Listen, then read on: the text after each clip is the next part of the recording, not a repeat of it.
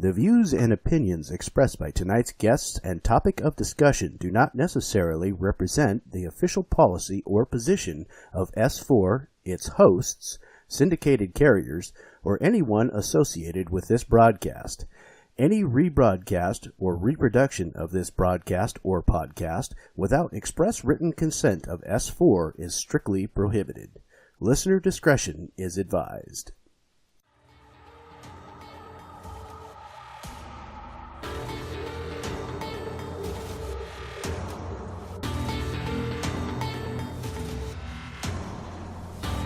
Welcome to S4 Radio.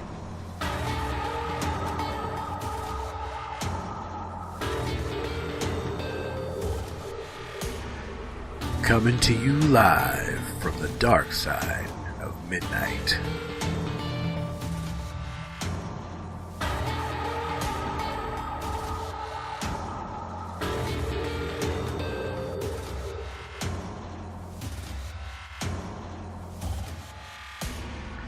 Climb aboard as we explore all aspects of the paranormal, from UFOs and Bigfoot to ghosts and astral travel, and all the fringe subjects in between.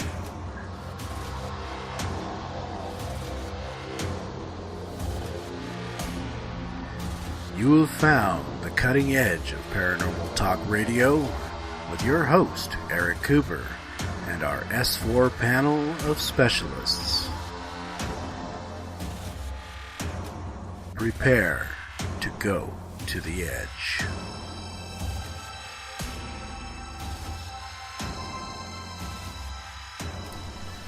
Good evening, ladies and gentlemen, and welcome to S4 with Eric Cooper, broadcasting live from the beautiful mountains of Concrete, Washington. Tonight we are having our monthly team show, where we will bring other members of the Forest Moon Paranormal team in to discuss open topics. Tonight on our panel we have R. Keith Andrews, astrologer and alien specialist, Jaretta Osborne, our historian and aftercare team member, Donna Cunningham from the Astral team, myself, Corey Reese, and your host, Forest Moon Paranormal's own, Mr. Eric Cooper. Hey, good evening. How's everyone doing tonight? So, yeah. Great, doing good. Yeah, great. How's yourself? It's hot. It's very hot. It's supposed to be in like the 90s to the 100 range this week. I think summer is finally here, you know. And for our locals that are listening, don't forget, we are at the market. We didn't have a market today because, well, some of our members were sick, and we didn't have the vendors that we normally do. So we close it up. We'll be there tomorrow for those that are listening live. If you're listening to KSVU, then, well, you listen to it about a month from now. August 18th is our Sky Watch. It's going to be up here, upriver. It's going to be a great time. We have UFO team coming in with their telescopes and their equipment, so it's going to be fun. So, how's everyone doing tonight? Really good. How about you? Good. Hey, fantastic. Pretty good.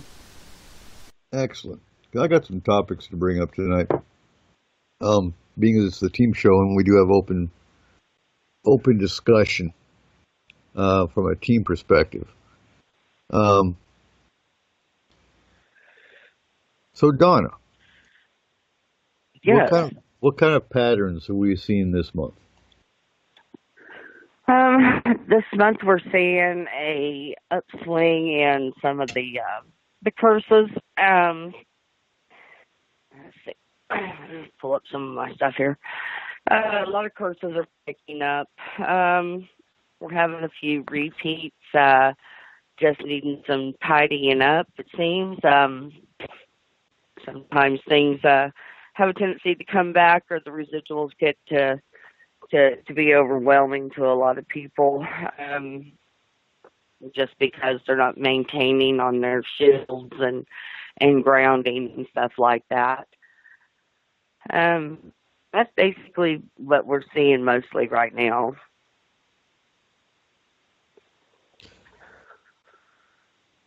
Okay. And this is why I want to bring Dread in, because Dread is aftercare, and I know Dread does it the right way. We need more aftercare team members. Yes. Because, Joretta does it the right way in that you already know how to ground, you know how to shield, and you don't just send clients a copy of how to do this. You actually go through it with them, do you not? Yes. Yeah, I try to take them step by step on what they need to do. Excellent. So Char's got a question. Is your remote viewers? Okay, I'm going to clarify this, and it always seems like we have to clarify. We don't remote view. We astral. Remote viewing is something that started in the 60s and 70s, and it was actually done long before the 60s and 70s. It's just the CIA picked it up and used it for spying, and that's actually where you consciously leave your mind and travel to the set location. Whereas astral travel, which is what we do, you actually leave your body. Difference being too is you can actually get hurt with astral travel. You can't with remote because you're only consciously leaving your mind, not your body. Anyway, with that being said, yes, the astral team is on. And Joe's talking about pointy sticks. You threw a caber, did you not? Whereas Joe throws pointy sticks. Oh yes, I throw the caber. I throw the big pointy sticks. Exactly. So, what countries have we seen this month as far as the rise go? I know we've had Australia. I believe we've had South Africa. Speaking of South Africa, I want to give a shout out because, I monitor listeners and locations that listen to us for, and we have a constant listener in South Africa, which I really think is cool. We're seeing an upswing in like New Zealand. The UK's always got a lot of activity going on. Those are the places that are basically the hot spots right now that seem to have a real upswing in the activity. Okay. I'm thinking. Yeah, it's going to be a thinking night. And oh no. That's a scary thought. Ain't it? So, Keith. I didn't do it. You did. And so what's the what's our newest for the month on the alien spectrum? I think there's been a lot of talk. I think we've covered the idea of disclosure a lot. The thing is, there's been a lot of talk on their end on whether they want to get disclosed. Okay, never mind what the humans want to know. It's whether or not they want to be known, and there's a lot of reasons that they've given in the council meetings as to why it's actually not good on their part to necessarily have it opened up. And one of the biggest reasons is, from their standpoint, there is too much erratic discussion on the humans' part as to whether or not you should shoot aliens before you find out if they're actually decent people, making it problematic, especially from the Grey standpoint. They're trying to build, they're trying to grow, basically biological interpreters. And if they get caught up in human debate as to whether that's a good thing or not, without the humans knowing what it actually means, it becomes bogged down and they can't do the job in the first place, which is necessary to bring the humans into the consortium. It's kind of like trying to get 2-year-olds involved in the positive side of political debates. 2-year-olds doing algebra? Well, that's a good way of doing it. Most 2-year-olds aren't going to get it. No. And there's so much chaos, not just in the United States. There's chaos everywhere, but there's so much chaos that, yeah, the human race ain't ready for it, and I don't think they ever will be. What's your perception of that? Oh, humans will eventually be ready for it. There's no question. The nice qualifier there is you did say eventually. It's just humans have to realize that, they argue over some of the silly things, but one thing that every one of the races that's gone interstellar is that they all have a global government, and none of them try and destroy their own planet. This is the two big problems. Yeah, I've got to share Joe's comment because it kills me. He says, "Have the aliens go on Facebook. That's a very peaceful, just kind place to have a discussion." Yeah, I think if you want to get a pulse on society and on attitudes and opinions in general, have them go look at my news feed just for 5 minutes. Yeah. Just wow. And we'll leave it at that. Because, yeah. So, from the consortium perspective, when do you think the human race is ever going to be ready? And what needs to be done? What needs to be done to make them ready? Well, the what needs to be done is people have to start. People actually have to be reshown how to actually communicate, and how to accept possibilities, not look for necessarily the proof of, is the first thing that people on the whole have to figure out. But much more importantly is people on the whole have to stop looking at humans around the world as different races. It's okay to look at them as different nationalities, but they got to understand that humans across the globe are still human, and therefore should be treated on an equal footing, at least by the people that are supposed to be in control, as in the politicians and what have you. The general population, whatever, but the leaders have to get on the same page before they're even going to start to be ready to really step into the consortium in a meaningful fashion. The big problem with that whole situation is greed, and this planet is full of it. And it pretty much stems at everybody at the top. I mean, it's very rare that you don't see somebody at the top in government showing some form of greed. Absolutely. And that's the major downfall at the moment. Until you can get rid of that greed, which has taken over this planet pretty hard. I don't see it going. Kill a society. Yeah, I don't see it going as a global government or global society. Not until we can get rid of that. Well, the good news is every one of those races all went through this same sort of a mess. It just happened to go through them centuries back. This is one of the reasons why it's so exciting for the Offworlders, is because this is civilization at its best, if you will, from a socioeconomic standpoint. You got to remember, they're watching it happen real time. So basically, kind of what you're saying here is, we're the entertainment, we're the matinee for these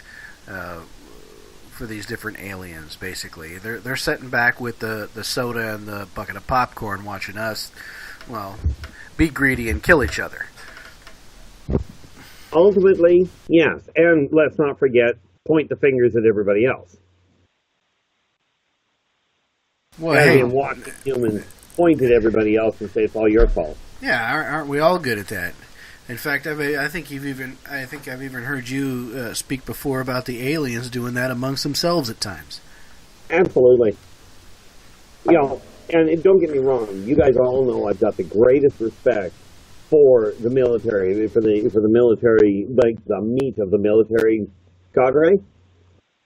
But I grew up on a military base, and one of the first things we ever learned was a neat little game called Pass the Buck. Yes. Well, we're definitely good at that. I mean, you don't even have to be military to pass the buck.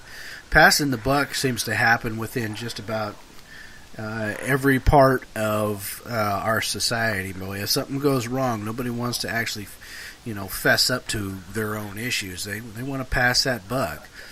And from the sounds of it, it sounds like aliens basically aren't too much different from ourselves. They're just a slightly bit more advanced than we are.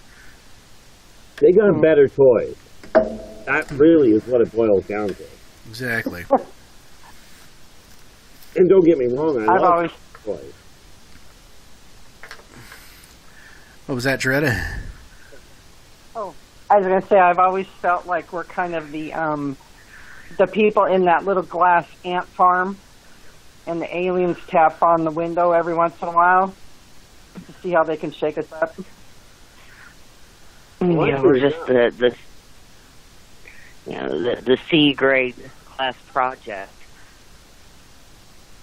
The only thing there is they don't actually do it to try and mix us up. They do it to keep us still awake. Ah. Or for that matter, kind of like when you're looking in a pet shop and you see the mice haven't moved for a while, so you tap to see if they actually died. Mm-hmm. Same idea. Ah. Unfortunately, I think on the whole, especially as far as a lot of the leaders go, I don't think they're finding much sign of brain life. Well, the thing people have to remember, because absolutely you're right. The thing the people have to remember is, number one, where it comes to looking for what's going on out there, you have to remember lack of proof. The fact that you cannot prove something exists does not mean it doesn't exist, or that it does not, or that it did not happen. That's the first thing people have to realize, and you know better than a lot of people, that is especially true where it comes to things like the idea of abductions or hauntings. The fact that you can't prove it doesn't mean the person didn't go through it. Well, that's very true. That's some of the biggest thing we run into in the paranormal anymore is that, you have lots of people that experience things, and then you have, still to this point in day, even though there's so much evidence out there, you still have a massive society that says, well, can you prove it? You can't prove it to me. I don't believe none of it. Obviously until it happens to them specifically. Bigfoot is a huge example of that. Even though we have gotten, different samples and stuff like that, sent them off to labs, they've either disappeared or they've come back as, unknown primate. And they say, oh, well, it's nothing. Well, of course it's going to come back unknown primate. If nobody knew humans existed, we would come back unknown primate. The problem is that there's no body out there anywhere that would be able to be compared to. And until that day that, unfortunately, reality is, as far as human society goes, until that day that we have that, physical body proof of an actual cryptid, like Bigfoot, there's nothing to compare it to. So everyone still goes, especially in the majority of the scientific community, goes, it's just nothing. You guys are full of it. So yeah, that's a big problem, is the not not what I would call skeptics, but close-minded. Absolutely.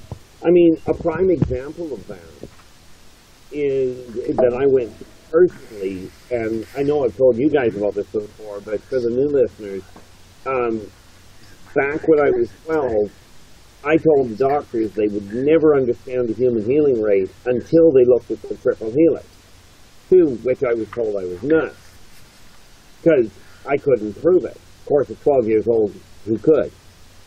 In late 98, early 99, they finally found the triple helix. Not that I got an apology saying I was okay, but now they're looking at something that I couldn't figure out at the time why they didn't know it. My problem was I didn't know they didn't have the technology. I mean, even look at the research you guys do. Can you picture trying to do the paranormal research without your EMP meters or EVP? Well, you know, before the technology came in, they used you could use a compass, and we still do use a compass every once in a while. Kind of shows the same EMF interference as far as that goes. So you know, I kind of like watching the old school. Looking at, oh God, what's the name of the movie? The Warrens. I don't particularly care for the Warrens, but if you look at their technology that they used or the lack of technology they used back in those movies, you can see the old school being used versus what we have today. Does it make it any better? Maybe a little bit. But it all comes down to it's you know, the same reaction, I guess you could say. Well, they were using reel-to-reels back then. You know, it's you use a reel-to-reel tape deck. You know, you're still working with the magnetic tape. I think personally, you're probably more apt to catch something on that than you know, with some of the new stuff. Well, yeah, because the digital technology is easier to manipulate from the paranormal perspective. So it's weaker, I guess, is what I'm trying to say, than you know, the old school stuff would be. Yeah, and I absolutely agree with you there. You know, the odd part about it is, if you take a look at the people in high places, most of them, even when they're faced with a blatant, there it is, right, where they've got the proof to say, yes, this is something beyond what we can quantify in our field, they will tell you flat out, yes, if you get an open one, yes, what I saw was real, but there is no way I'm putting that on a report. Now, talking about the UFO side of things, I think UFOs are harder to quantify as far as technology goes, unless, of course, you have, you know, an airport or the military with radar returns and that kind of thing. Can you think of anything else that we could use in the UFO side? Well, you can, to look for landings is the easy part. Oh, yeah. You know, where you look for radiation on those ones. Yeah, but when you're looking for signs of UFOs that doesn't require, like when we're talking about the ships, you could actually do it quite easily with a decent camera by just simply pointing it at the sky and watching not so much for the lights that you do see, but watching for the ones that you don't. In other words, if you're if you're watching a certain area of the sky, and all of a sudden you notice which stars vanish in sequence and reappear, that is an indication of a cloaked ship going right across in front of your camera. And that makes sense. And that lends credence that you need to know a little bit of astronomy too. Yeah. Well, didn't Michael say that? And I believe he was having a little bit of a conversation, maybe the last time that we were on. He said that he had a client that was putting up a camera. I think it was 29 frames a second or something like that.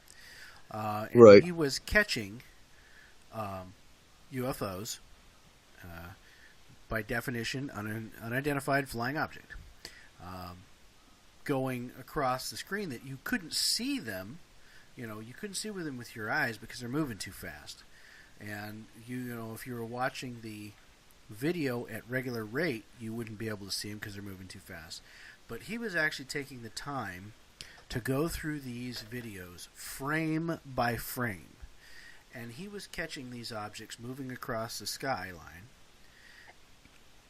in about 3 frames. And they had calculated between point A and point B to where that thing came in and left.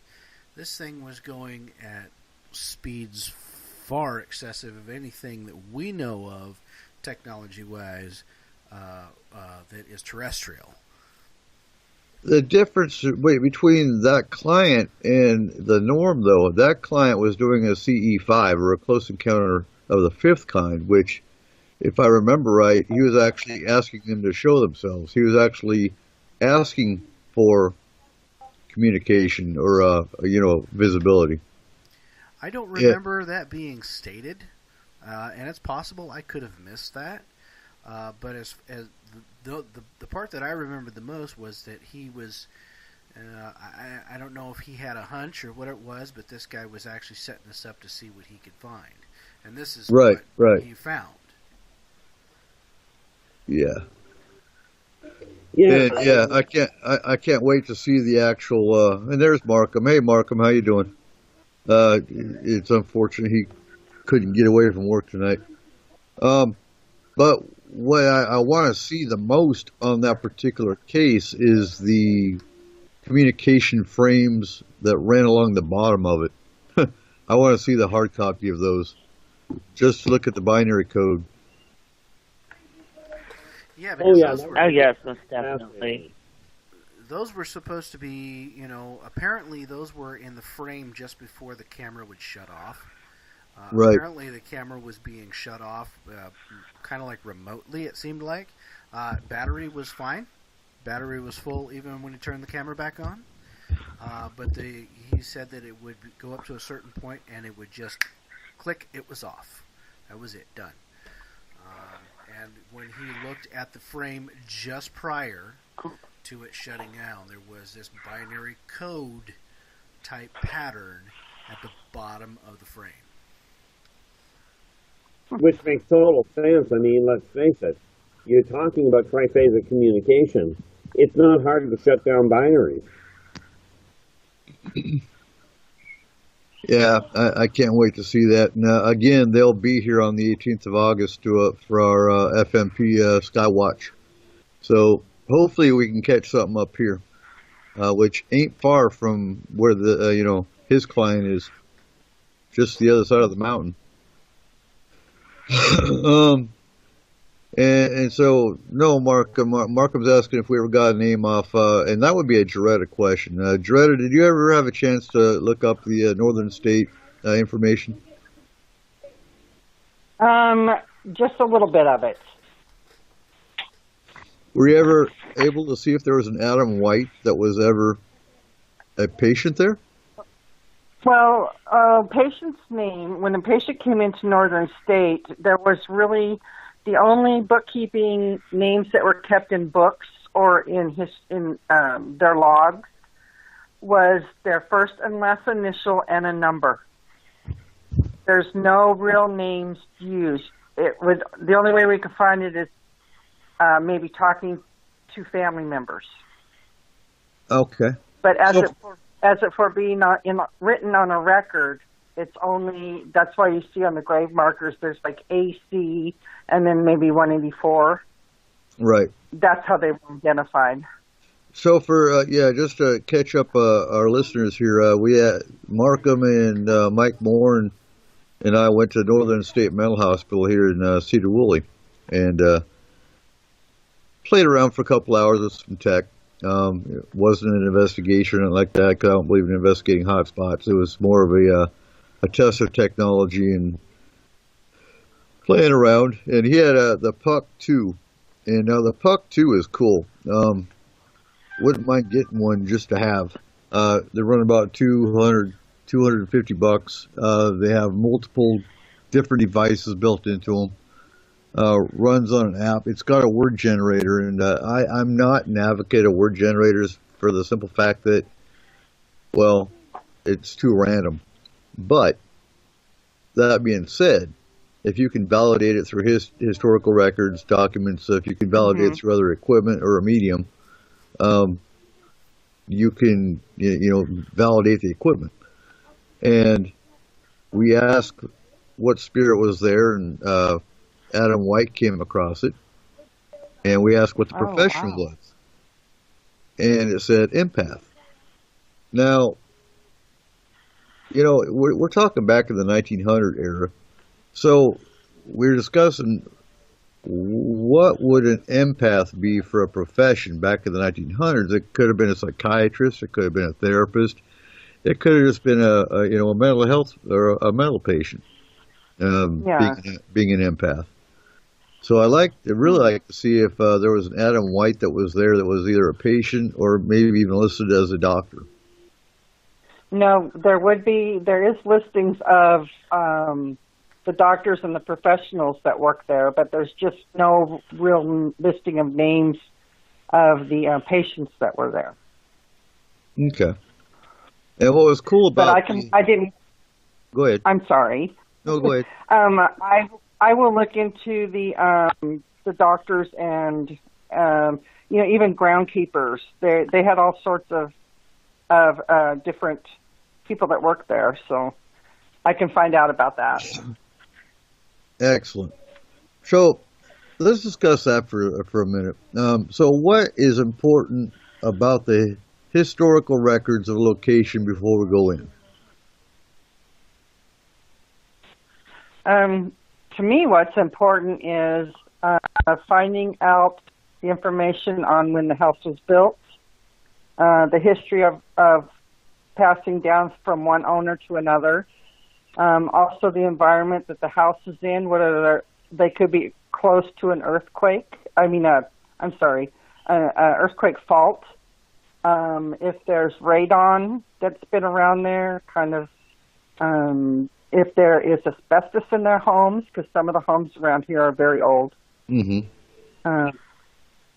So the environment. That's kind of what I go after is those items. And yeah, the other thing we look at too is the property, because if there's issues in the home, but they were there with other clients, or, other tenants. There we go. Then you have to look at it was the land again, like you said, and I agree wholeheartedly. You have to look at if there's a fault line nearby, things of that nature. Also, if it was native property, if there's a reservation nearby, things of that nature, because they can really wreak havoc on homes that are built on a certain section of land. And then we find that. Go ahead. We find that a lot is that a lot of the places are native land.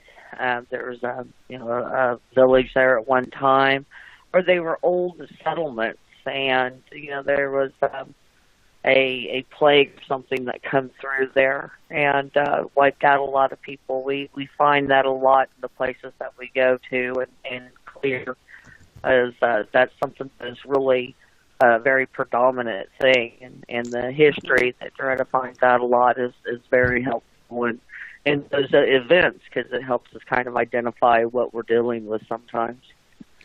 And one of the other things that I find rather important about having history of something like that is, also knowing, what was that place used for. Sometimes you run across places that were our houses or apartments now, but maybe at some point that there was a hospital. Also, if there's any record of people who own the houses passing away there, or if there's any records of, because sometimes you'll find records of where you'll see, especially from really old stuff back in the day, where they'll say that it was used for rituals or something like that, to where that something could have been summoned or something else on that property. Mm-hmm. So history is really, really important when you go into a place, because it kind of gives you an idea, to be prepared for what you may run into.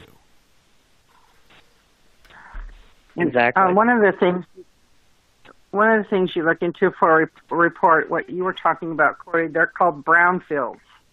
And what that is if on the property before that house was built, maybe it was some kind of business that got rid of the chemicals the wrong way, or disposed of things that weren't safe for people. So when you actually get a report on the home, that's one of the things they give you is called a brownfield report. Now, with those records you get, Dretta, I know we've talked about this before on other shows, but is there a disclosure document that real estate agents have to produce as far as whether how a home is haunted, whether someone died in the property, that kind of thing? Do you find that at all? Yes. I actually have a friend that's a real estate agent, and yes, they do have to disclose all of that. But for the one that we've been talking about recently, there was none of that found. Okay. But yes, they do. They are supposed to disclose if they've had any kind of haunting, if there was a death in the house, if there was any drugs, if that, a drug house or anything like that. That all has to be disclosed to the real estate agent. Right, and that makes sense, because on the drug side, they have to disclose whether there's a meth. Anytime there's a meth lab or anything like that in a home prior, there's a lot of hazmat kind of cleaning that has to go into that. And yeah, I agree, Tripp, and it depends on the state. I know Washington State is a disclosure state, but it does depend on which state you're in, whether or not they have to disclose that kind of information. Of course, I can see the problem there, where if you've got the specific realtor looking at it, if he or she doesn't believe in it, they may look at it and go, well, it's not called disclosure. I don't have to disclose the rumors because there's no proof. Well, yeah, and I believe, because it's law, and I do believe it is a law based on the state, they can get in trouble if they don't disclose it, and the person buys the home, and all of a sudden they have spirits and whatnot acting up. And if the realtor knew about it, they can be sued. There are actually places in the U.S. where if a realtor doesn't disclose a place as being considered haunted, they can get in trouble. I mean, there are places that you have to disclose if it's supposed to be haunted. Which, in fairness, it might be an idea given the side effects. I mean, for me, you tell me a place is haunted, I'm going to look at you and go, okay. So we just have to recognize that factor and tell them to keep and leave my stuff where it is. Sometimes with some of those ghosts, it really is like dealing with a precocious child. We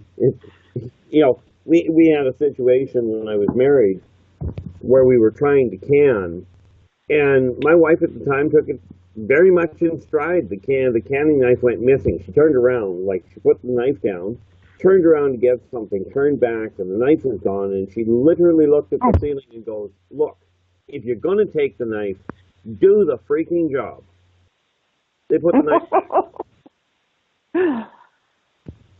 Oh, my gosh. Oh, my. That would be And, hilarious. and Marco makes a comment. There are laws about disclosing if there's a murder or someone died in the house as well, and I believe that goes along with it. Yes. Now I wonder, taking this a step further, and I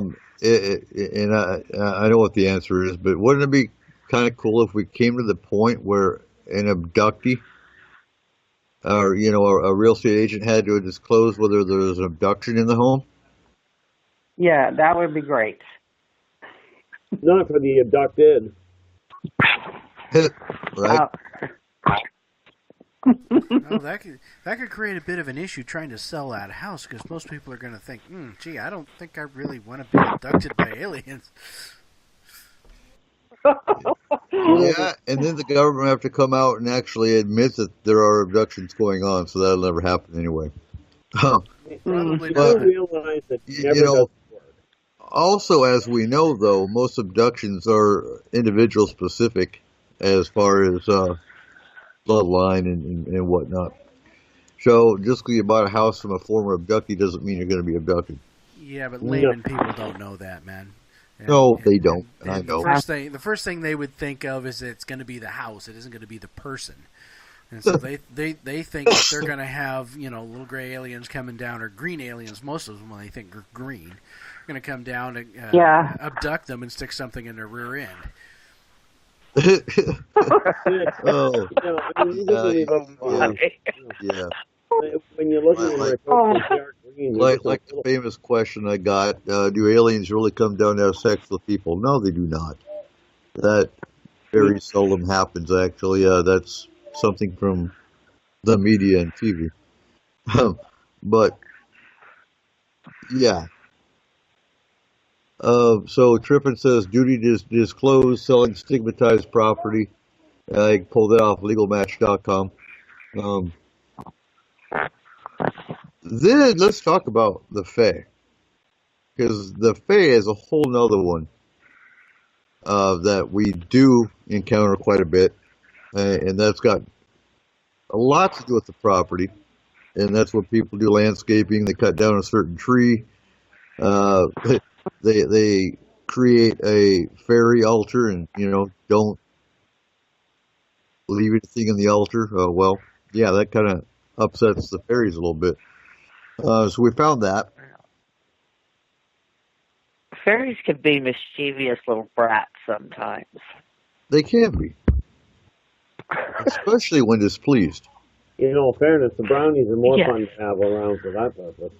Well, the brownies are known to clean your house. They're also known to clean your house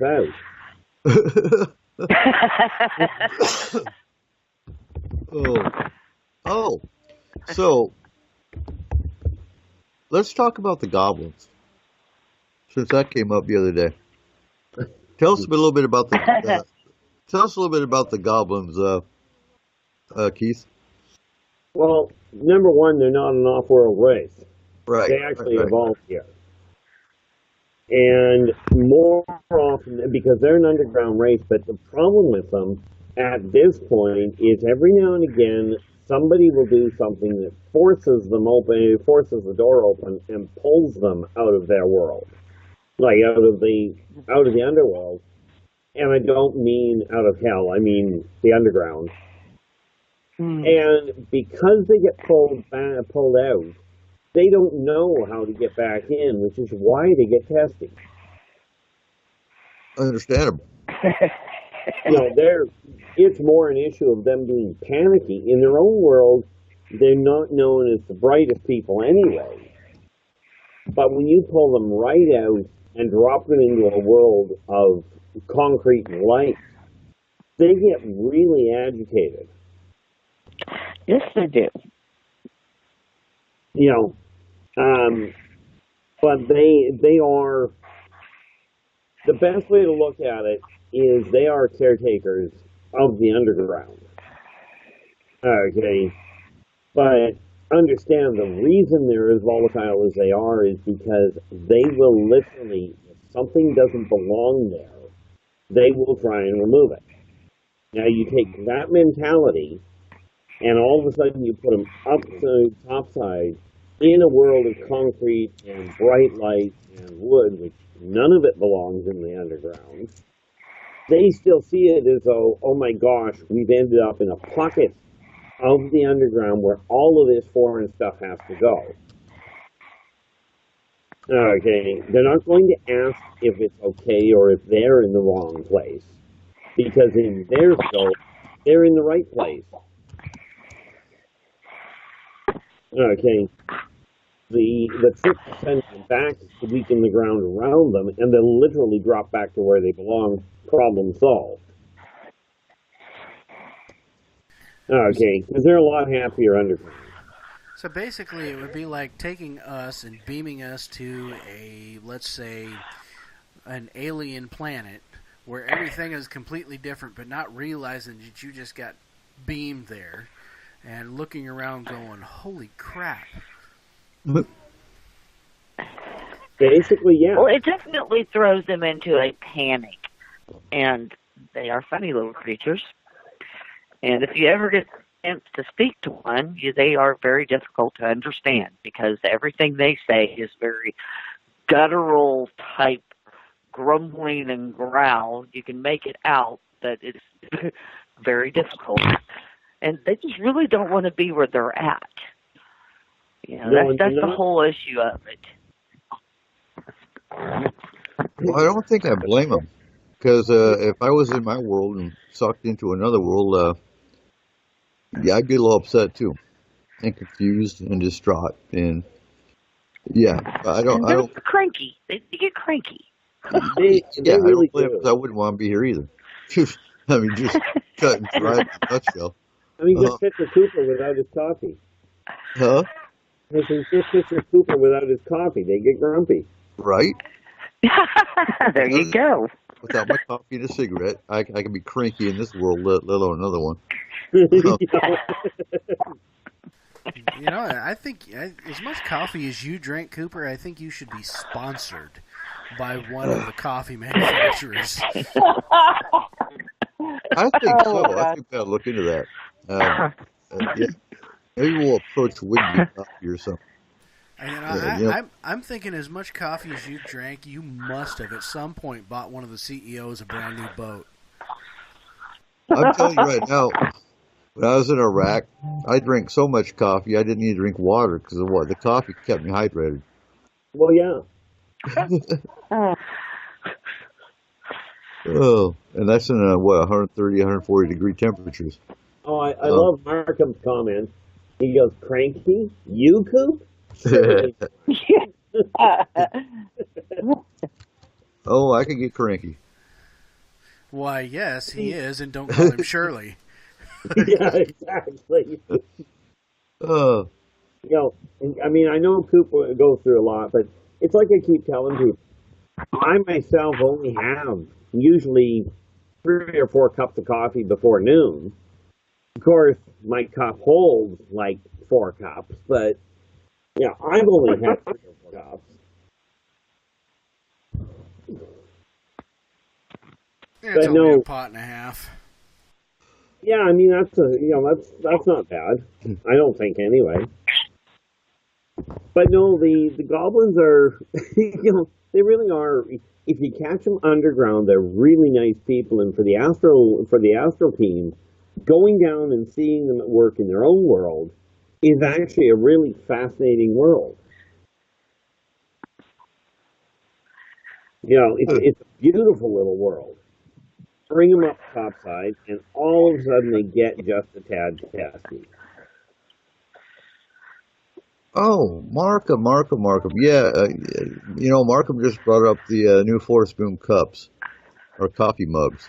You can't be a coffee drinker without a Forest Spoon Pyramid coffee mug. And if you want to see the mugs and buy one, they are $10 locally, $13 if you're wanting one shipped. And you can actually see them at www.fmparacon.com. We'll actually put the link up in the chat. Oh, that is convenient. There's 2. There's actually one with an alien. You mean you sell the cup with the alien attached? Bonus. It is. The alien's actually drinking. Yeah, the alien was actually drinking the coffee with me. But yeah. Sorry, just couldn't help it. Well, I could help it. I chose not to. Yeah, right. And you can actually come and drink coffee with Keith at the Paracon if you get the VIP roundtable tickets. Just gotta plug that in real quick. Yeah, it's gonna be. I know last year was a riot, not quite literally, but it was fun. Oh. Well, and it should be. I'm anticipating it being that much more this coming year. Last couple of years we've had it up here in Concrete, really small town, not much support.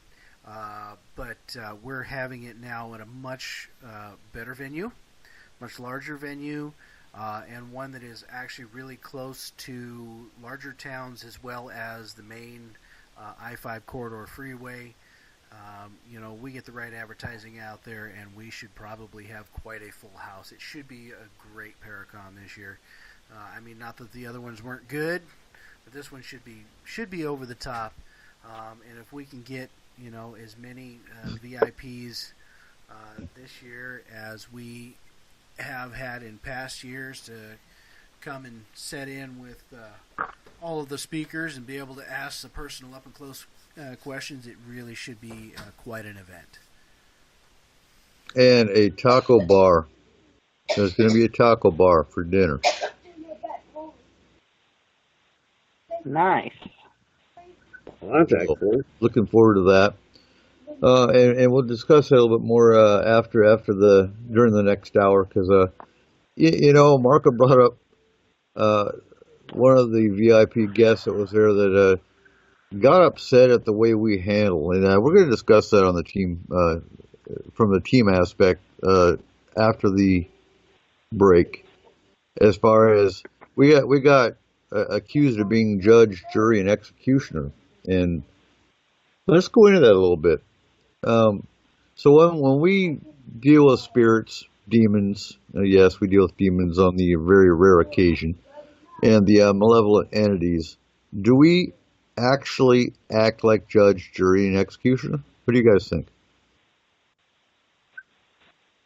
No, I think we act as those that need to come in and take care of an issue.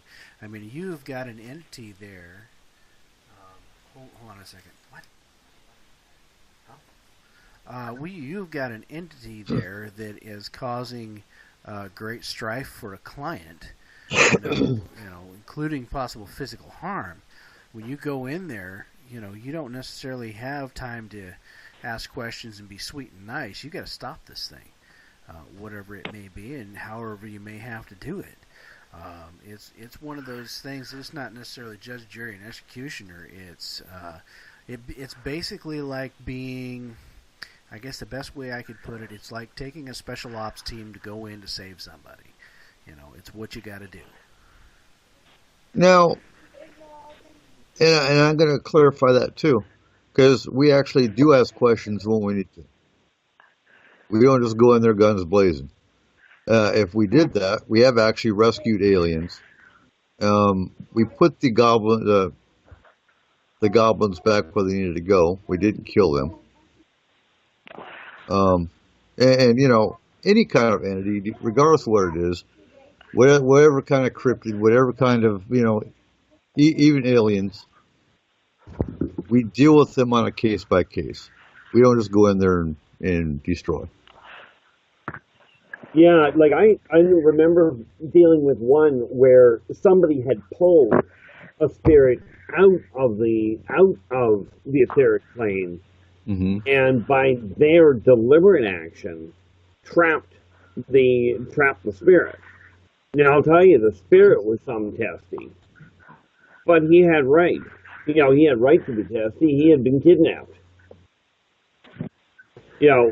And subsequently held without shall we say, without due course. And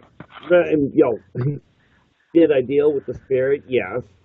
And my method of dealing with it was probably not what you guys do. Of course, I wasn't working with you guys. I was working independently. Mm-hmm. You probably had my hide for what I did, but I figured it was reasonable. Mm-hmm. As soon as I freed the spirit up from where it had been trapped, I sent it to talk to the guy that actually did it. And you know, a few years ago, we actually, there's actual companies out there that sell possessed items. They actually trap entities and spirits in items and then put them up on eBay or an eBay equivalent and auction these things off. I find that unethical, personally. Extremely. It's called slavery. Very. Yeah. And it's called spirit trafficking. If you really want to get to the nitty-gritty of it. And it does happen. And, absolutely it does. It's these kind of people you need to find and shut down. But again, are spirits really recognized? Not really. To be honest with you, I'd say about 50 to 60% of the population don't believe in the paranormal in general. So to prove a spirit exists and then go, a step further and say we're trafficking spirits is impossible. Hey, as far as the law goes, it's only if you got a pulse. Right, exactly. So, we've been called the paranormal police before. So hey, why not? Well, the shoe fits. I'm pretty certain that was a show. Anyway, we're approaching the top of the hour. Let's go ahead and go into break when we get back. Yeah, it is that time. When we come back from break, we will continue our monthly team show. Tonight on our panel, we have R. Keith Andrews, astrologer and alien specialist, Jaretta Osborne, our historian and aftercare team member, Donna Cunningham from our astral team, myself, Corey Reese, and Eric Cooper of Forest Moon Paranormal. Join us every Saturday night at midnight Pacific Standard Time. You can find us on Spreaker.com and the Fringe FM. And for local listeners, you can catch our shows on KSVU 90.1 on your FM dial on Saturdays from 10 p.m. to midnight. Please go to the Fringe.fm and check out the show lineup with shows like Lighting the Void with Joe Roop and The Paranormal Code with Rich Giordano. And a plethora of other good shows. Ladies and gentlemen, we will be right back. This is Joe Roop from Lighting the Void, and you're listening to KTLK Digital Broadcasting Station, The Fringe FM. Hi, folks. CBD is the home run hitter for health right now. Why, you ask? Because of what it does for the body. Unfortunately, I can't tell you all about the benefit.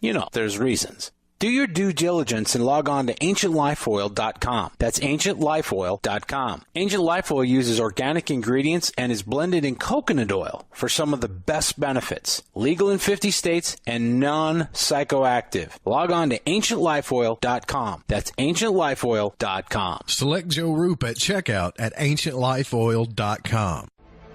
This is Rev Dan Lopez from Spiritual Warrior Today Radio, and you're listening to KTLK, The Fringe FM.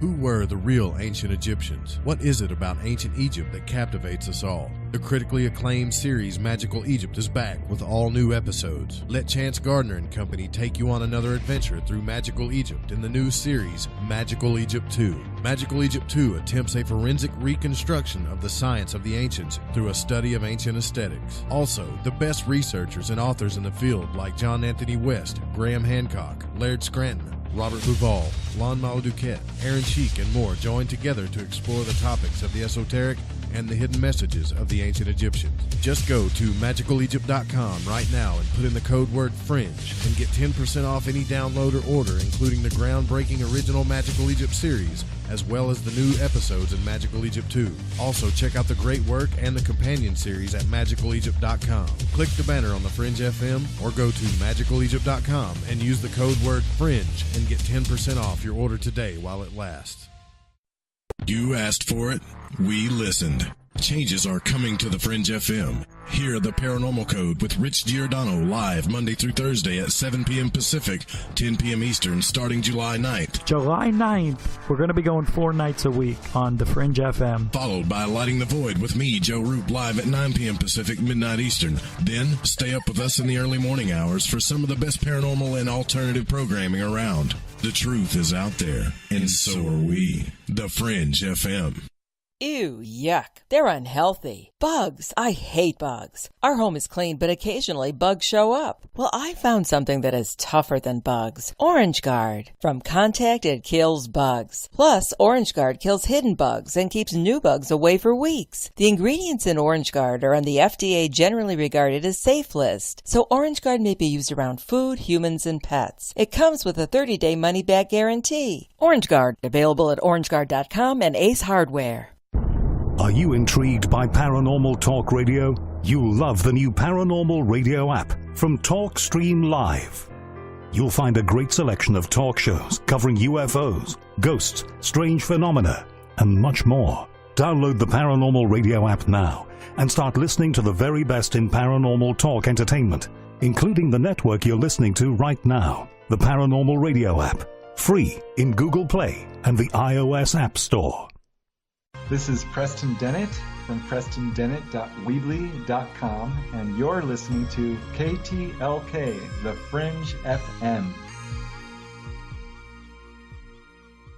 My name is David. I suffered from MS, or multiple sclerosis symptoms, since 1986. For years, doctors tried to help, but didn't give me any real hope. I tried almost everything. I was afraid this was my future, but I did not give up hope. 8 years ago, a healthcare worker told me about ReginaStem. I called ReginaStem. ReginaStem explained how stem cells worked. No promises, just a simple explanation of the science. They treated me with respect and understood my journey. For the first time, I felt hope. Now I can jog and snow ski once again. It's been amazing. I have been symptom-free of multiple sclerosis for 8 years. I have learned that stem cell therapy has a broad range of medical therapy, from COPD to chronic pain and diabetic neuropathy. It's an amazing therapy. If you want to talk about your chronic pain or your chronic symptoms, call ReginaStem today. Call 305-224-1858. That's 305-224-1858. 305-224-1858. Welcome back to S4 Radio.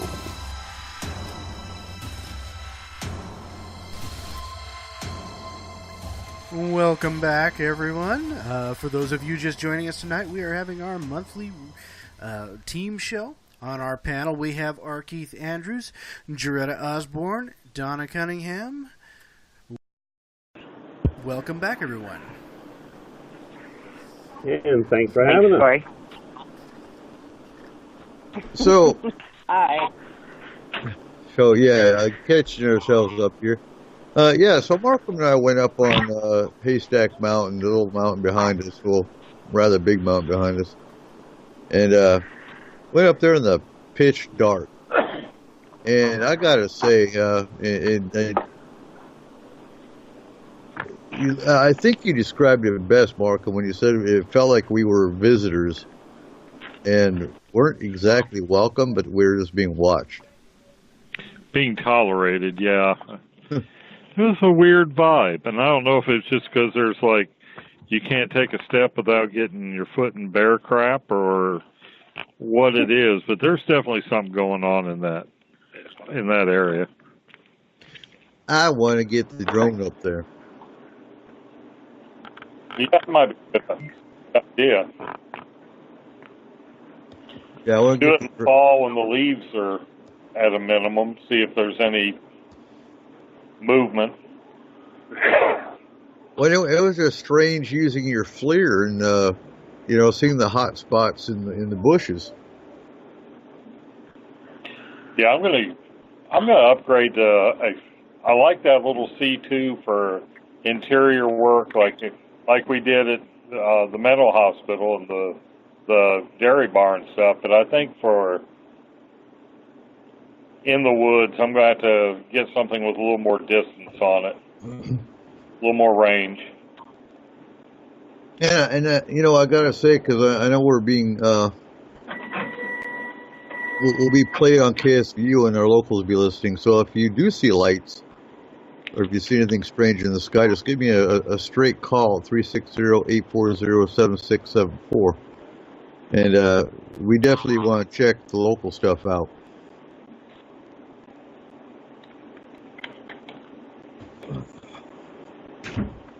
And where did everybody go? What? Oh, I know.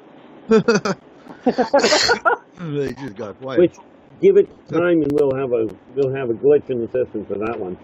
Actually, by the way, Coop, you'll be happy to know. Well, maybe not, but the last show I was on, in the middle of the show, I got thrown out twice. Oh wow! Well, I'm on Skype now, so I won't be cut out. I was on Skype when it threw me out. Oh, wonderful! I get to look forward to that now, huh?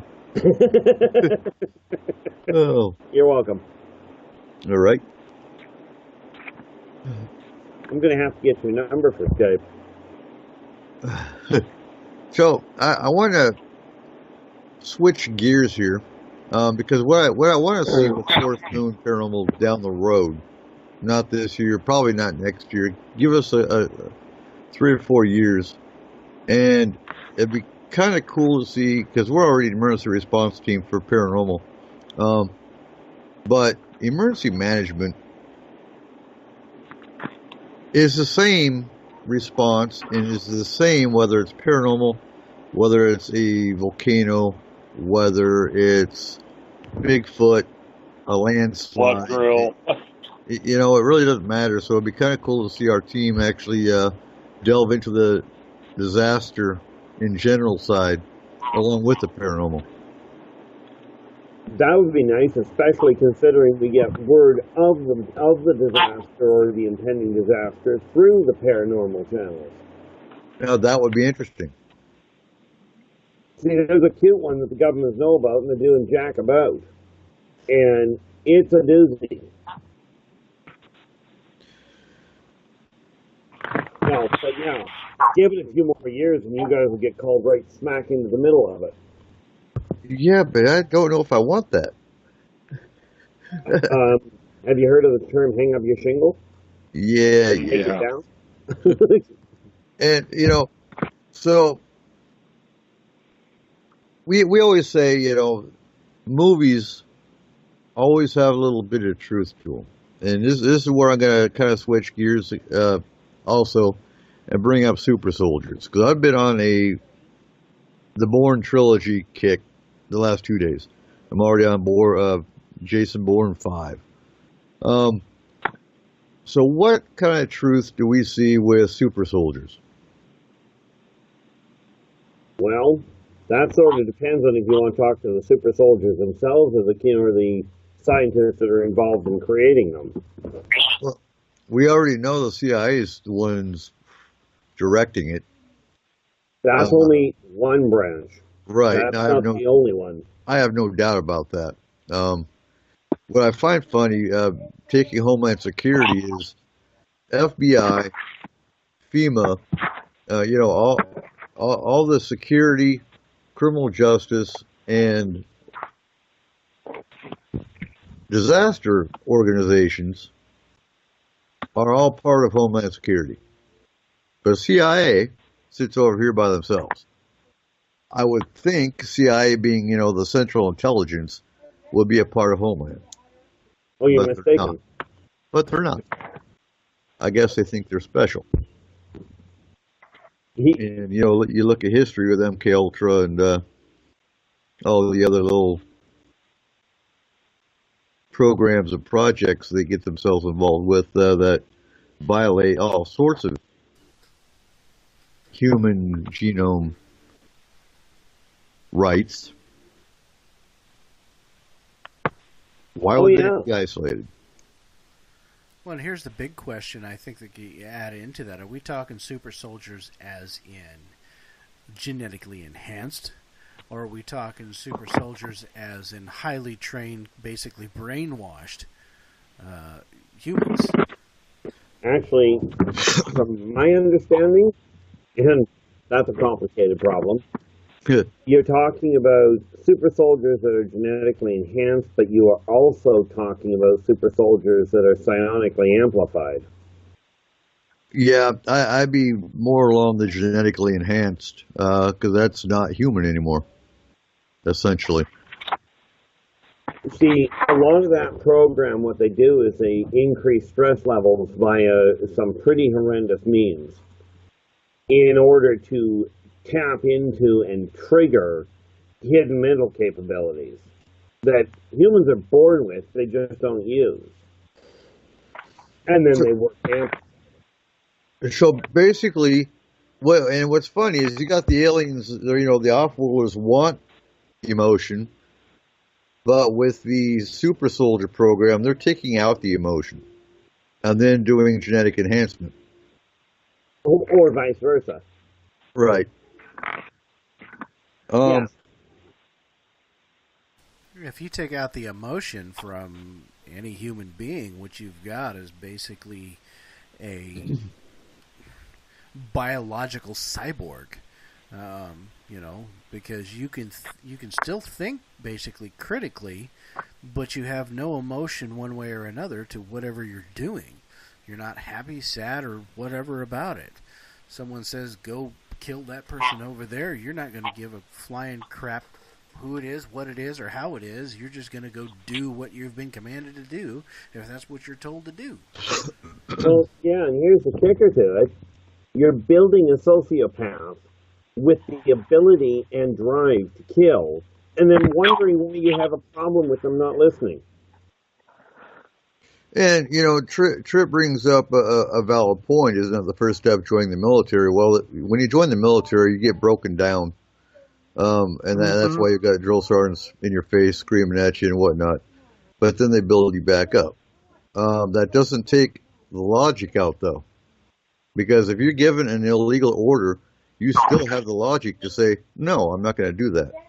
And if it's an illegal order, you have every right to say no. As long as you know damn well that's an illegal order. That's the difference. Well, it is. I mean, basically the super soldiers, and I'm talking about the ones that are trained to do the physical side of it, you're dealing with fire and forget missiles. Okay. They say go kill, and the collateral damage is not part of the equation. Okay.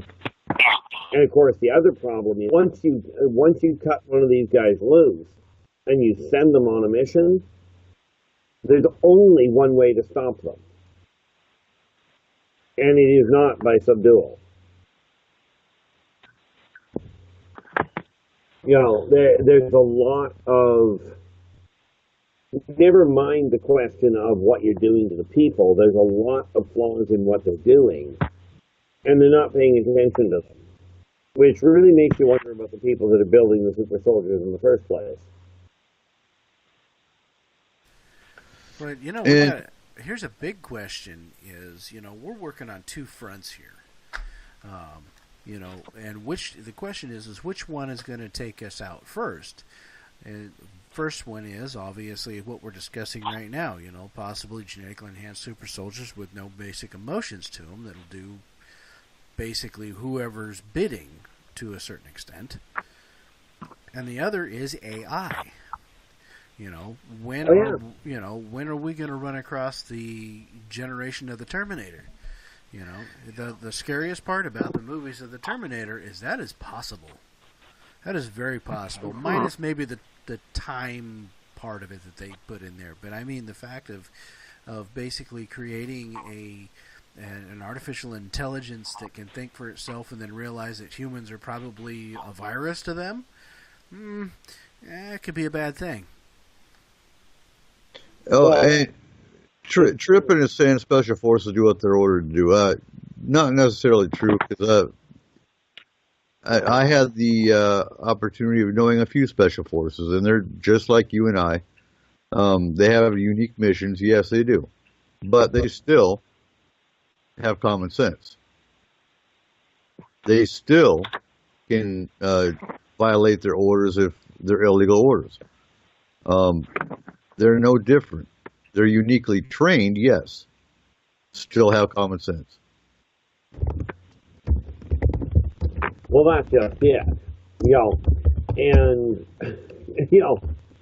the biggest problem you run into with the issue of removing emotion is they don't care what the order is. They also don't care who gives the order. And that, as long as they've got the right code word. Right. But that's also if you're talking about the what's the word I'm looking for? The genetically enhanced still has the emotion. It's the help me out here. Cyborg.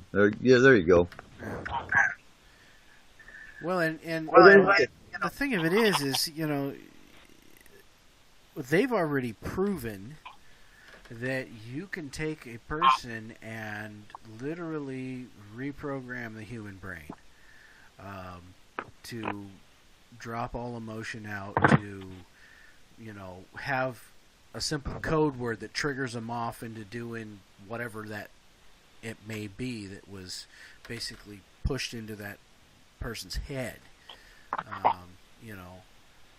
So the thing of it is you get these super soldiers, and if they basically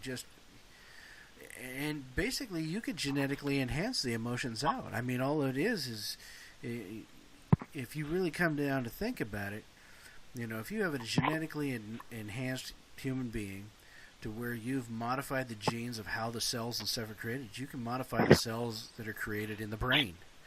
And where your emotion centers are could be just left out.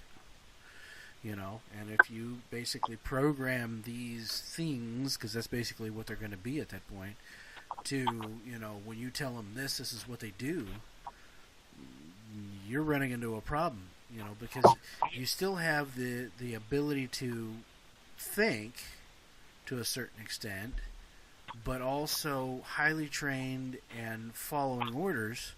Who knows who's going to give what orders, and if one of these things decides to start thinking for itself more, our Keith is right. You've basically designed yourself a sociopath. You have got a killing machine that has no emotions whatsoever. And, with that, I'd be curious to look at all the historically documented assassins or not serial killers, but the presidential assassins we've had in history, and see if there's a CIA connection. Anyone ever done that? Well, there's been somebody that's looked into it, and there was one thing that they found.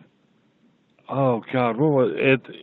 It seems like Sirhan and the guy killed Robert Kennedy, and the guy that shot Reagan and the guy that shot John Lennon all had the book Catcher in the Rye on their possession at the time they did it. Salinger's Catcher in the Rye.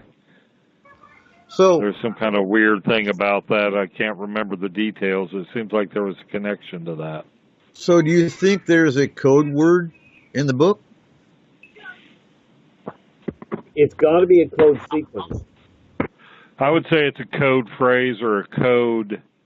It's something that they read that it's not going to stand out. It's going to be something that's programmed in. Well, they read the sentence or the paragraph, and boom, the programming kicks in, is what I would think. Well, they did a really good job, actually, since we brought Hollywood into it earlier anyway, when they did The Winter Soldier. Right, they did the Captain America, The Winter Soldier. They did a beautiful job of explaining it, where they took a series of random words that had no sequence to them. Well, they had a sequence, but they had no relevance to each other, and used that as the program. Now, all you would have to do, and this is all they do have to do, is take a sequence of words, including the number of words between them to give the spacing, and all of a sudden you've got a trigger point. Okay. But that's not going to let you change. That wouldn't work through the book like The Catcher in the Rye unless they were using different sequences inside that same novel. Because they had multiple different people. Now, if they had a code word or a password, we're talking, 50, 60 years ago, does that mean they potentially had cyborg material back then? Sad to say, yes. Well, now there's a difference between cyborg and what we're talking about. Cyborg is actually like the $6 Million Man. That series was based on Martin Caden's book called Cyborg, and that was somebody who actually had bionic or, machine implants inside the body. Think of, the Borg in Star Trek, cybernetic, they're cyborgs. What we're talking about is more like conditioned people, like Pavlovian response type stuff. Yeah, when I used the word cyborg earlier, that was just kind of like a best way to reference, how this thing would be working. You're still talking about, a completely, fully carbon-based biological being. But with serious programming of the brain, and I think that, our Keith is probably on to the right note of how the Catcher in the Rye thing would work. Is that, they probably, most likely, if these people were hypnotically programmed to do the things they did, that it was probably a sequence that you would have to read that book, and they were probably somehow taught or told how that they needed to get this book and read it at some point. But you would have to read the book, and there would probably be, words, phrases, and passages that, as you read the book, would be in the right sequence. As soon as you hit a certain point within that book, boom, it kicks in, because you now hit the right sequences of those words, phrases, and paragraphs. And that would cause that to kick in. But, to look at it from just the plain eye, looking at things, you would never even think about that. Most people wouldn't even think about that, because it's just a book. There's nothing there that would say this person is programmed and this triggered them to do it. Narrowing it down and looking for patterns, I think I would look for a hypnotherapist that was in line with all of them. That would be your common denominator, possibly. And that would make total sense. Now, the ironic part of it is you don't have to have one hypnotherapist if you've decided that Catcher in the Rye is the book of choice. Any qualified hypnotherapist with questionable morals would be able to do it. And pardon me saying the questionable morals part, but anybody that's going to program a killer, you gotta wonder.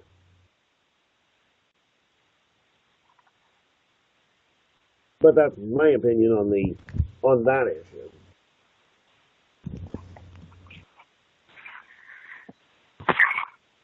And again, that all makes total sense. Ain't that a scary thought? They say something that makes sense, we could be in trouble. Now, talking about genetically enhanced, do you think Monsanto, being the government corporate entity, could be the modifier of genetically altered humans?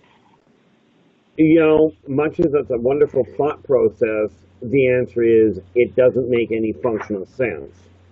If you're going to do that with Monsanto, you are going to have, number one, an uncontrollable genetic modification. You're not going to be able to track the ramifications of what you're doing. So they wouldn't go that route. But if they're trying to dumb down people, or if they're trying to make people more susceptible to something, the genetically engineered food would work beautifully for an overall societal modifier.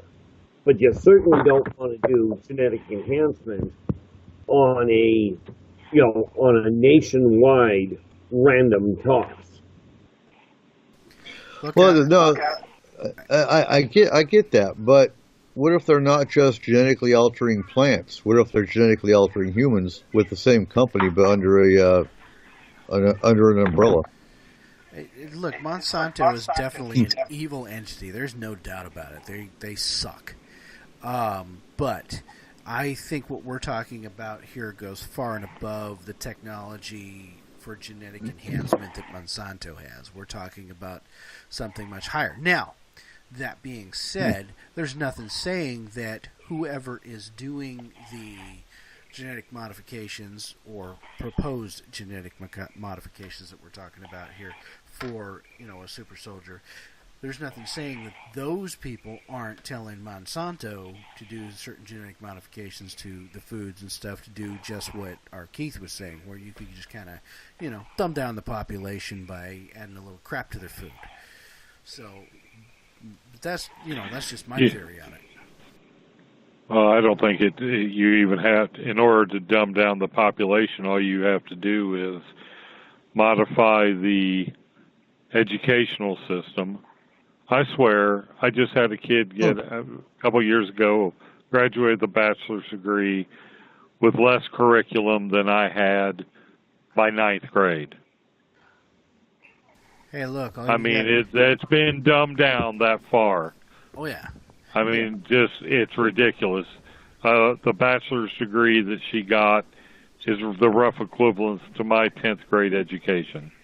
Yeah, and that's scary. This is the future, and these are the people that are, in your profession. These are the new scientists coming up. And it's sickening what they don't know.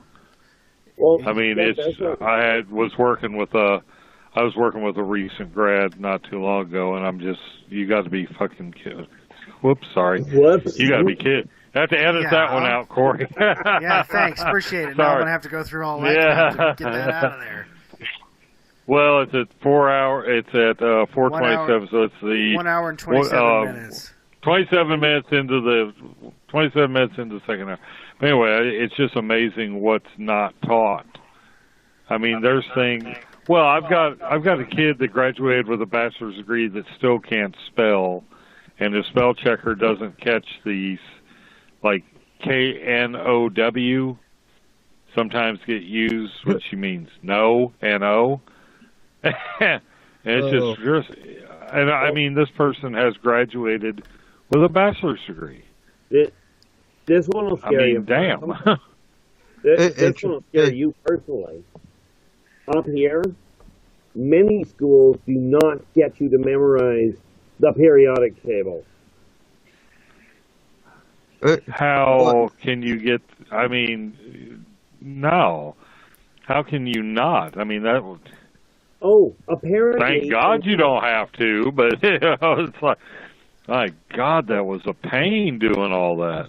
Absolutely, it was. But the fact of the matter is, from your standpoint, it's just that poignant. Take a chemical reaction gone sour. They're taught. Here's the books to look up the information, so you don't need to memorize it. But can you picture a chemical interaction going sour when you're working, having to go to a book to figure out how to stop that reaction? No, I wouldn't want to. No, well, I will say there was some of that in my profession. We had to know the stuff, but we also had to know where to look it up. Well, yeah. They taught us both, so, once you get past, face it, once I got out of my board of registry, my American Society of Clinical Pathologists licensure, and once I knew I passed it, I did sort of a memory dump. Well, actually, all my degree did is prime me for being able to learn on the job. That's one of the things.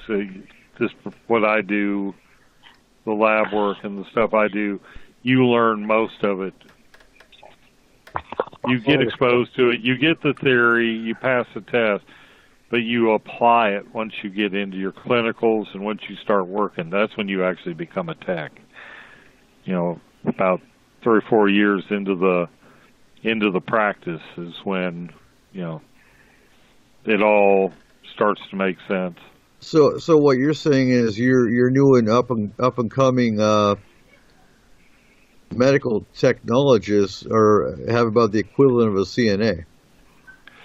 No, not that it hasn't been dumbed down, and I don't want to denigrate CNAs, but it's like two completely different. Right. What I do and what they do are so far apart from each other. There's no comparison. But they have, you know, I looked up. One of the guys I work with has actually thought about going to the school I went to, because they've got, you know, they still have a good reputation. But when I looked at the curriculum, it's like, you know, where's this? Where's that? Where's that? I mean, it's just, they've made it. I think what they've done is they've simplified I won't say dumbed down, but they've decided there's some stuff that maybe wasn't as necessary. And there's more automation in the field now than there was when I was in. We still did a lot of this stuff manually and had to have we had to have the chemistry or the hematology or the principles down. I mean, when we did coagulations back when I first started, you know, the testing your clotting factors, there was a machine. Well, if that machine didn't work, you put the chemicals together in a test tube and you rocked the test tube with a stopwatch. You know, you had to know what you were doing because you had to judge when that clot had formed. They don't, you know, if they don't do that now. that would not, you know, that just doesn't happen now. Well, and you know, just like Tripp was saying earlier, a lot of the colleges and universities don't require algebra. Well, you know, as much as I hate math, I think it should be a requirement. And you know, I had to take algebra. I had to take advanced algebra, advanced statistics, and that's for Homeland Security. That's not even for a sciences course. You know, and as much as we all hate math, well, I don't think you do, Markham, but as much as we hate math, it is it should be a requirement. I don't think statistics so much, but you know, Homeland Security field, you know, if you get stuck in an office, you could very well be doing statistics. I don't mind statistics too much because I actually have to use those in my field. I have to sometimes, you know, figure out what the standard deviation is, or you know, there's some statistics. Some of the basic stuff I actually have to use, like mean and. Well, you know, mode, mean, standard deviation, you know, everything we do here for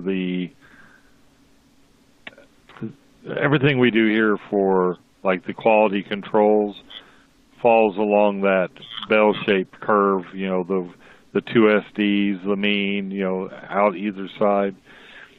So there, you know, there's a lot of application for that I use. Well, heck, even in the you know, FMP field and my field, statistics are something that are extremely important if you're looking for patterning. If you don't know how to look at the patterns, you're in trouble. Agreed. That's true.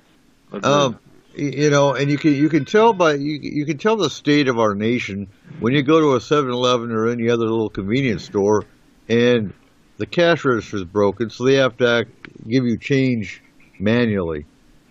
How many of you have gone into a store and they can't count out the change because they don't know how to count out the change? Putting my hand up. Yeah, I've been there. You know, and what I say is, you know, if you want to dumb down the nation, like what's been going on, is the key ticket to that is do as like Markham said, is you dumb down the education system, but you know what? Hand everybody else a smartphone. You know, dumb down the education system and let the machines do the thinking for you. You know, everybody's nose in a smartphone, not even watching where they're going. No. That's where the intelligence is going. Yeah, I had one bounce off me the other day. I could see that they weren't paying attention. They were texting. So I just, you guys know me. I'm pretty good size. I brace myself and just let them bounce off of me. And it's like, why don't you look up from that effing thing and pay attention where you're going, and went about my business. Hey, you caught that one. It was actually, it was at Midway Airport. The just pull up part YouTube. is, huh? Just pull up YouTube and look up some of the videos. I mean, you know how many people have got videos of people just texting away, not watching where they're going, walk right out in front of a car? Oh, yeah. I live for that. I would laugh my butt off. I mean, I'm sorry. I've become cynical and misanthropic over the 20-plus years I've been in this business, and that would just make me laugh my butt off. I'm sorry. Yeah, but let's face it, while you're laughing, you'd be rushing out there to help the pork chop. Probably maybe. First, but well, yeah, but it's just, I don't even own a smartphone, and when I do have a phone that's capable of things, but I loathe phones. I really do. See, I had the displeasure of running into somebody that the cash register worked perfectly. She graduated, got a job. The cash register literally told her, "This is how much money you have to give back," and she couldn't do it. Well, I never caught on to how to count it backwards, like they did back in the early 70s, and it's all right with me. And so somebody says your change is $11.15 and hands me $11.15. Yeah. As long as they're telling me what it is. Plus, I'm always doing the math in my head anyway, just to make sure that I get my change, the right change back. Yeah. Or if they give me too much, to keep my mouth shut and run. I'm not going to say that I'm perfect by any manner, because yes, I do have a smartphone. Yes, I do use Facebook. It's kind of some of that stuff's kind of almost a necessity to do anything anymore, even business. Facebook and those different types of things. But I put mine down. You don't have to walk. You don't walk down the street glued to the thing, no, oblivious to everything around.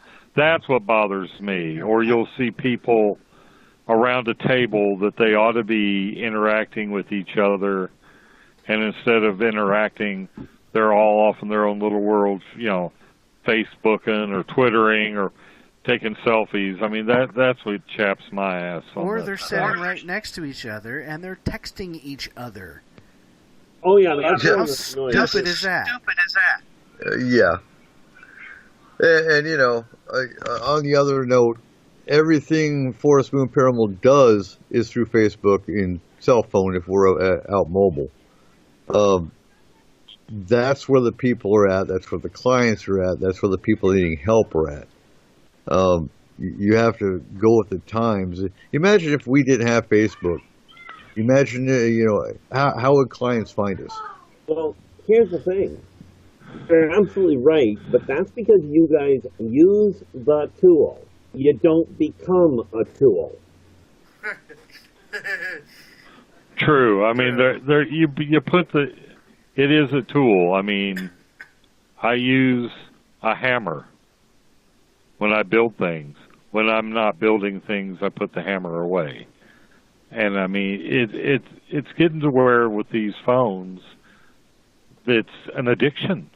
It's actually they've proven that there is an electronic media addiction. Oh yeah, there definitely is. They've even got such neat little, they've got such neat diseases like video, what is it called? Video tendinitis. Right, Now, from these game systems. now Tripp is saying get computers out of the classroom. I agree to an extent. So my kids are in first and going into first and second grades. In kindergarten and first grade, they were actually using computers for reading. I think it depends. If they're just given free range to a computer to go online, I agree with it. But if kids don't get computer familiarized now, they'll be lost in the future.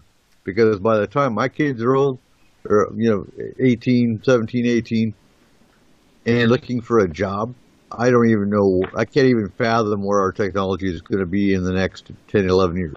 Well, I'm just guessing at this in a sense, but if I read this right, it's more a question of get the computers out of the classroom where it comes to learning the basics in mathematics and spelling.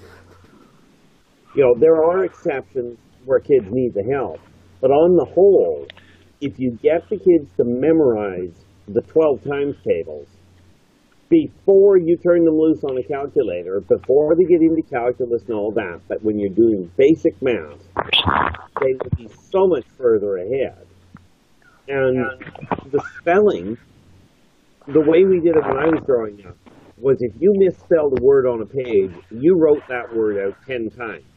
If you spelled it wrong twice on the same page, it was 10 times per time you misspelled it.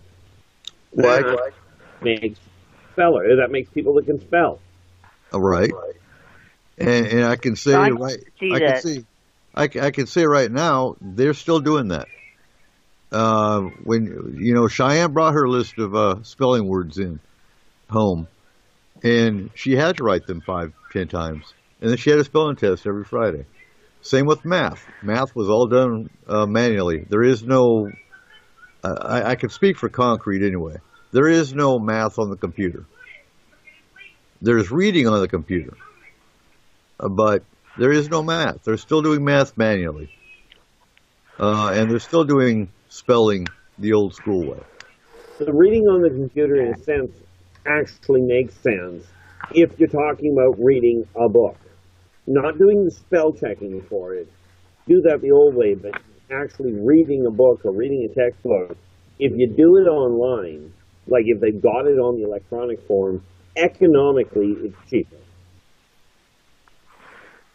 I see that technology has led to a lazier society. Me for an instance, 15 years ago I could have rattled off, 50 phone numbers. And now, because everything's stored in my phone and I don't have to look them up, I just hit a button, I can't rattle off but maybe 2. And that's a sad thing. Yeah, and I do agree with you there. Mind you, you know what the cure for that is for yourself. Just a thought. No, agreed. And so Trippin's still saying computer class, English, math, history needs to be book, paper, and pens, and it still is here for the most part. But again, I'm going to argue and say, if they don't know computer by the time they're older, they're going to be lost. My kids had to teach me how to operate one when they were in high school because, everything switched over to being computerized and they had to do all their assignments on a computer. And I knew absolutely nothing about operating a computer. My kids had to teach me. So, things change. Yeah, I'd be fine if they give me a holographic interface, but these binary things, my son has to show me. I've got computers and phones all over the place here, and 3/4 of the stuff, I look at my son and go, what the heck? My grandson that's 5. And Tess is saying computers are taking over, and they are. And there's not a whole lot you can do to change that. Some things you can change. Some things you can boycott. You can manipulate and sway a little bit. Computers won't be swayed. You either adapt and overcome, or you're going to be lost. That's just the bottom line of it. And or we're encouraging our kids. We still control what they do and see and whatnot. They're not mindless zombies, but we are encouraging them to, and they know what to do with the computer. They know what to do with their tablet. And that's good. That's going to, give them a split up when it comes to getting a job when they're older. So here's my opinion, okay? I know we all got them. They all kind of stink. But, hey, I'll give mine anyways. We have... I think that what we need to do is we need to get computers into the classroom in the correct way. We need to have, all the reading, arithmetic, and all that stuff needs to be done like it used to be done. And I know Concrete may be doing certain things certain ways, but a lot of the other schools aren't. A lot of other schools have got computers in every classroom, and that's just not a good thing. There needs to be a requirement that there's a certain computer class that is taken. It is a class for computers because you're right. The kids have to know computers or they'll be lost because we are in a computer world. Everything we do is computers, including this radio show. So, computers are a must. The other thing is we got to get rid of things like Common Core education.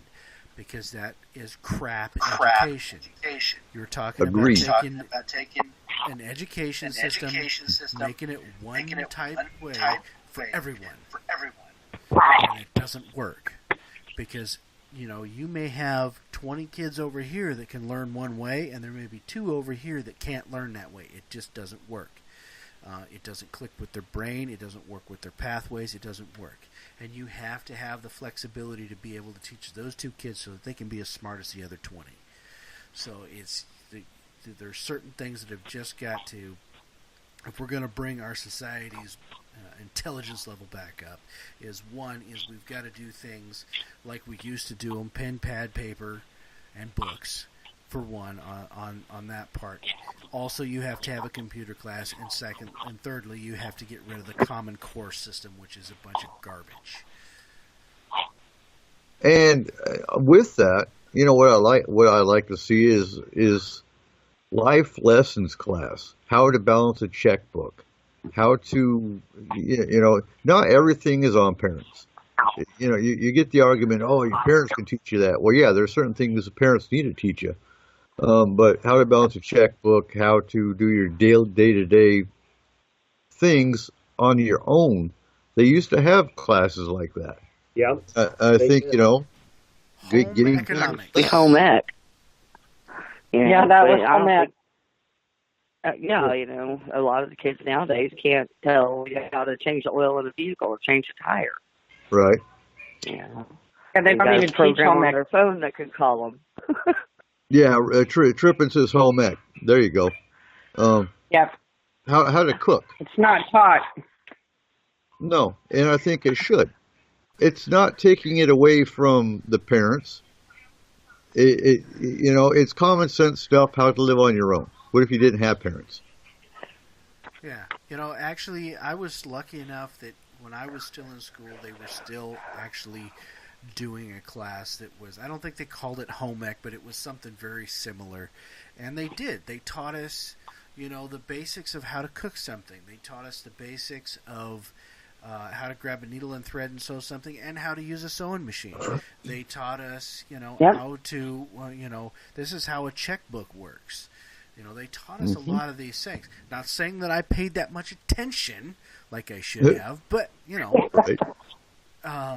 they did have that class and they did teach it. Nowadays, they don't have it. They don't want people to know those basics that they used to know. They want you to be dumb. They want you to rely on that computer that's in your hand, that cell phone, that smartphone. It's because it's a revenue. It's a revenue for them, The less that you know how to do independently, the more you're going to pay somebody else to do the small things for you. Yep. Well, that, and they want you to be reliant on the government.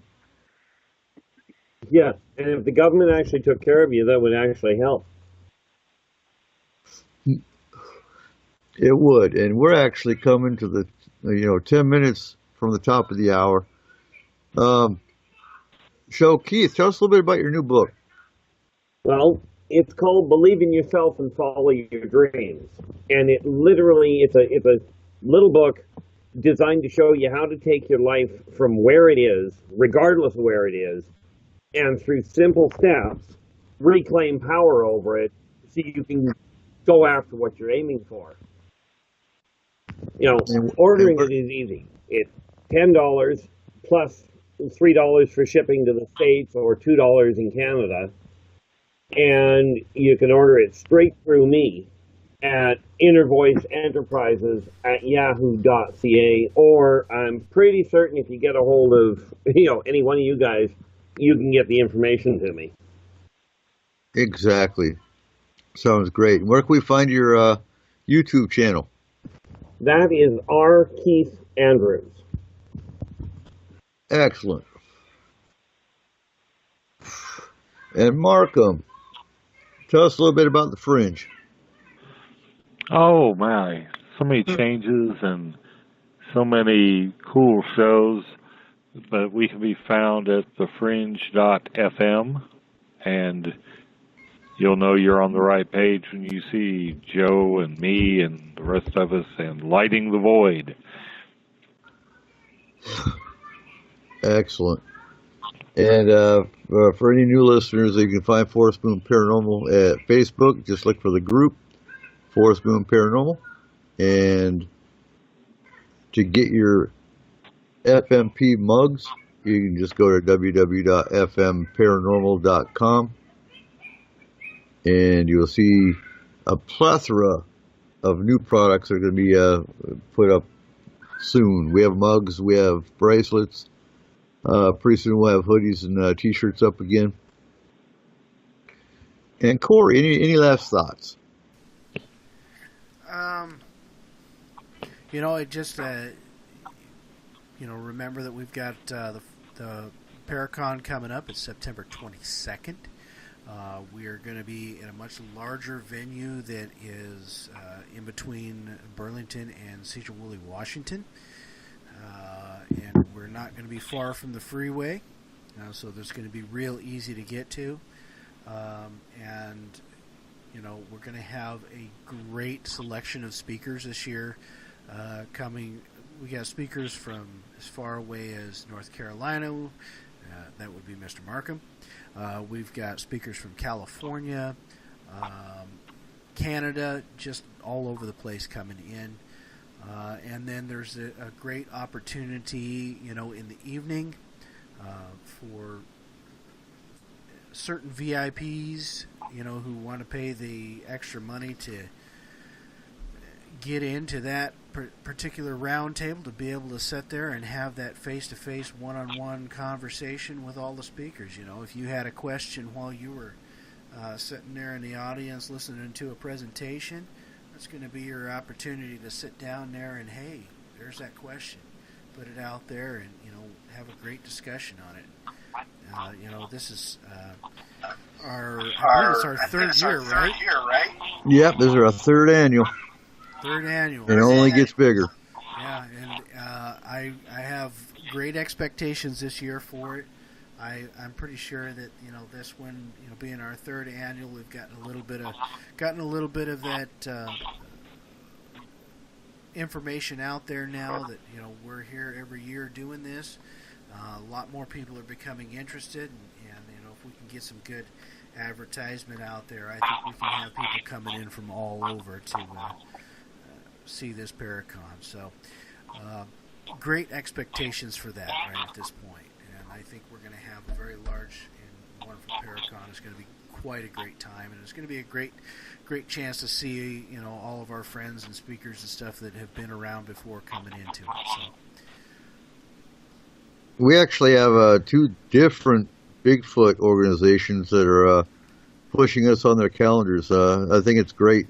Like you said, yeah, we've over the last 2 years haven't had the Paracon page pushed as much as we have this year.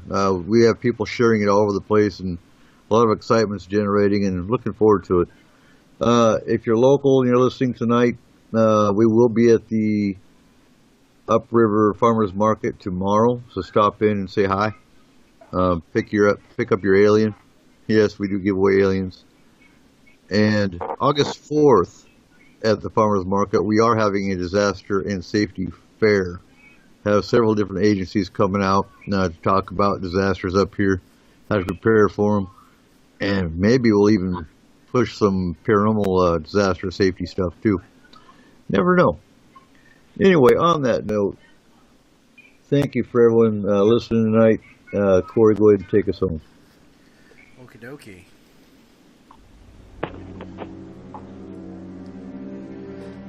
I would like to thank our panel, R. Keith Andrews, astrologer and alien specialist, Trita Osborne, our historian and aftercare team member, Donna Cunningham from our astral team, and fortunately we got Mr. Markham to be able to join in with us there on the second hour. It was a pleasure to be able to have him in. Join us next Saturday at midnight Pacific Standard Time as we'll be talking about secret societies.